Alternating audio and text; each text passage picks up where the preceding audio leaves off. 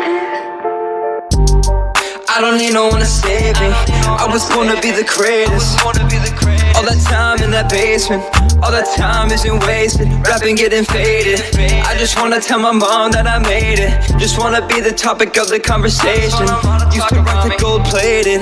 Now I'm wearing gold chains like I'm famous. But they deal with Brazil. They deal with Brazil, and they deal with the different countries. Immigration lawyers know, you know, they know. Oh, okay. So it's an immigration lawyer. Okay, got it. A friend of mine is a lawyer friend. Okay, I got you. Right. So so your immigration lawyer tells you, you know, go ahead and fly out, and then kind of go from there. Because he was gambling that it was gonna approve by the time I landed. Because you know. Right. It take a while to get to Brazil. I mean, flying from Miami, it was going to take me a while to get there. So, yeah, we assumed that it was going to pin, like it was going to post because it'd been like 5 or 6 days. So we was like, it got to happen today. It was going to happen tomorrow. Yeah, but obviously it didn't work out like that.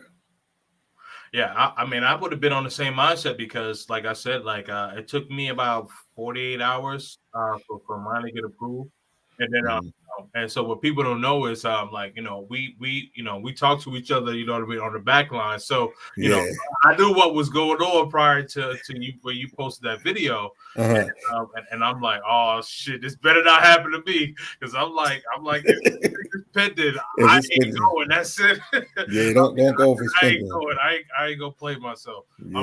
I'm gonna just stay in Colombia and I'll be good, or you know, go to another country or whatever. But I wanted to go to Colombia, do half of my time, my vacation time in Colombia, and then another half in another country. So I was like, well, you know, this would be like my second time going to Brazil. So I'm trying to get more familiar with with Brazil. So I was like, all right, well, if this thing keeps showing pending, I'm going somewhere else. I am not, I am not doing the Philly Dom experience. Yeah. And then, you know, to go back in the story, I was just in Brazil like a week before, 2 weeks before. Yeah.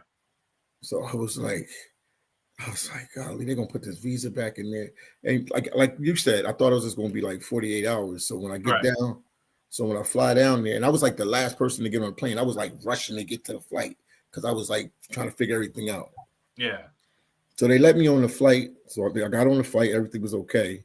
And then when I got to Brazil, when I landed, you know, go through immigration, they ask you for your passport, show them passport, blah, blah, blah.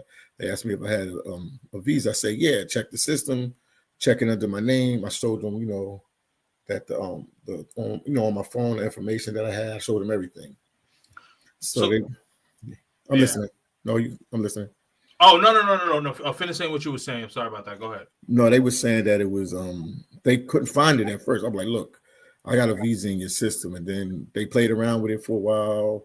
They checked it. They did this, they did that. And then they found out that it was still pending. They said, we see it, but it's pending. Mm-hmm. So then at that time, I would assume that they would just give me a fine or something, or hold me until it, you know, opens up, or release it on the spot, like, because that's immigration. They could, you know what I mean? I figured they could release it on the spot. Right, But no, and then that's what we was banking on, but it didn't work like that. Gotcha. So now kind of circle back. So you said that they let you on the flight. So so you showed that it said visa pending, and then they said that you could go on the flight. Yeah, I had it like on my phone. I just like showed them. Right. But you showed them like it showed pending status. So they probably were thinking the same thing. Like probably once you land, it would show that it had been approved. Yeah. So that's basically what happened with that. Okay. All right. So now you landed. Well, you flew to Fortaleza, right? Yeah, Fortaleza. Fortaleza. My fault. Yeah. Sorry. Hey. I'm still getting my Brazil game. I know. Now, I know my Colombia shit like that, but you know what I mean. He said Brazil. I'm still getting my Brazil up. But Fortaleza. So you land in Fortaleza, and then and so you show them that you got the visa pending. Yeah. And then go from there. Give them the reference number, give them all that, and then they couldn't find it at first, and then they found it. Mm-hmm. And then they said it was still pending. So they held me there. So I was like, all right, what they gonna do? And then I wasn't the only person having trouble. It was another guy there. He had trouble too. He on his phone showing them. They trying to figure it out. Immigration trying to figure it out. And then finally his approved. His was approved. Okay. But mine was still pending. They was like, yours is in pending state. So I thought they was just, like I said, I just thought it was gonna be a fine or something, but yeah. And they can approve it right there on the spot. But no, they sent me back. So they held me after that. They told me I had to stay, and then I went with the airline, and also with the I guess you call them federal police there, the immigration police officers, whatever. Yeah, the migration police. Yeah. And they just held me there. They just held me there, and they was like, we got to put you on the next flight back up because it's pending. I was like, I can't take a fine. So then after that, I was like, can I make some phone calls? So I called a friend of mine that I had in Fort Laser. Like, he's well connected. He's a businessman there. He's actually from the States, but he lives there now. I've been there like, I don't know, 10, 20 years. Oh, okay. He talked to them in Portuguese. They said they couldn't do nothing. Then I called, it's a black chick down there, a good friend of mine. I called her up. She's been living there for like 10 years, 10 plus years. She couldn't do nothing. Then I had called a female friend, called her up. She talked to them. She couldn't do nothing. I called my immigration lawyer in the States to talk to them. He couldn't do nothing. He was like, yo, they said that since it's pending, you got to go back to the States. And they was like, what happened if they went to the U.S. and they didn't have their paperwork right? What would the U.S. do? I said the U.S. would send them back, turn them back around, and send them back around.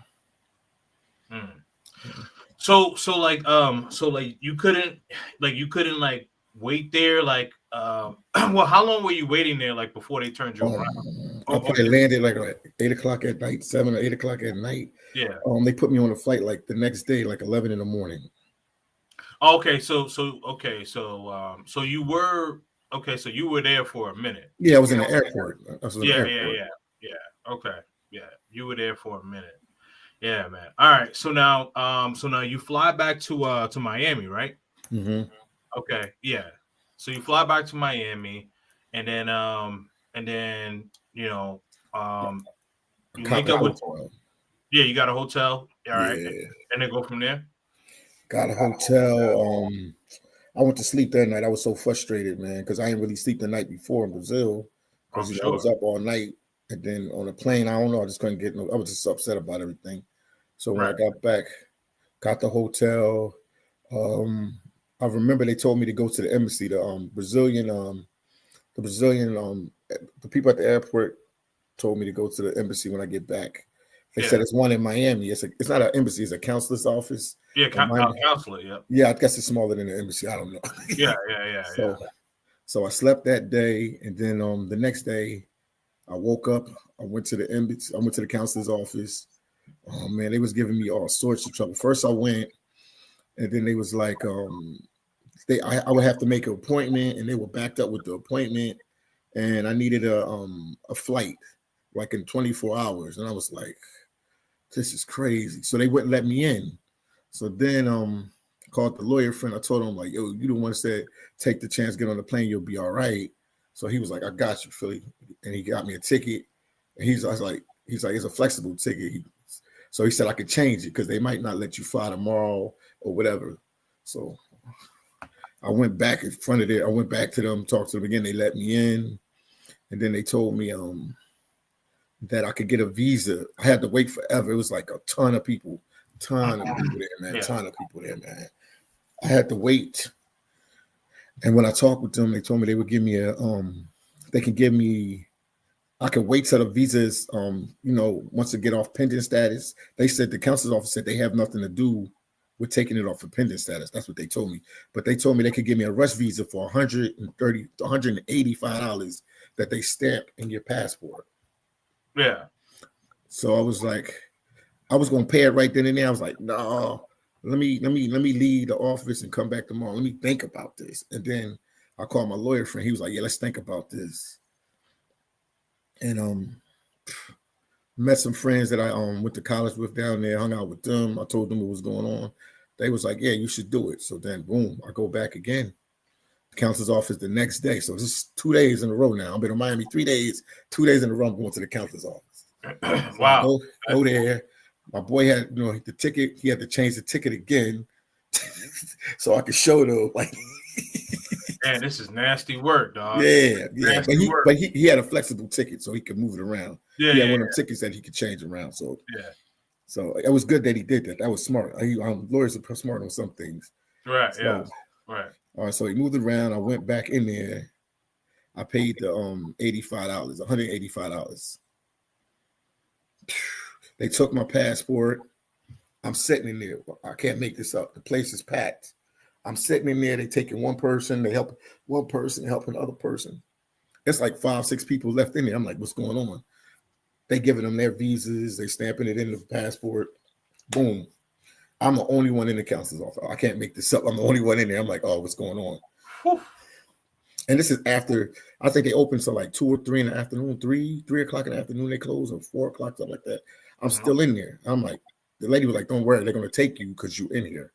So they called me up there and they asked me some questions. They asked me this, and they was like, well, what happened when you were in Brazil? I was like, the visa was pending. I told you guys that.